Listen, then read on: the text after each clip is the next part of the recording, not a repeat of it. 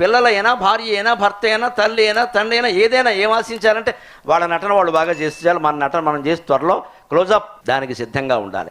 మరణానికి సిద్ధంగా ఉన్నవాడే జీవితం అంతా ఆనందంగా ఉంటాడు. మరణానికి భయపడేవాడు ప్రతిరోజు భయపడుతూనే ఉంటాడు. భయం లేని మరణం కంటే మరణం లేని భయమే గొప్ప దారుణమైంది. మరణం లేని భయం మనకు అక్కర్లా, భయం లేని మరణమే కావాలి.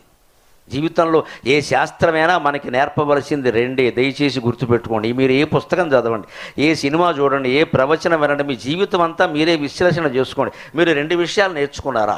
ఒకటి ధైర్యంగా బతకడం, 2 సంతోషంగా మరణించడం. ఈ 2 లేకపోతే జీవితం దండగా. ఏ పుస్తకమైనా, ఏ గ్రంథమైనా, ఈ స్తోత్రమైనా మనకి నేర్పాల్సింది ధైర్యంగా బతకడం, సంతోషంగా మరణించడం.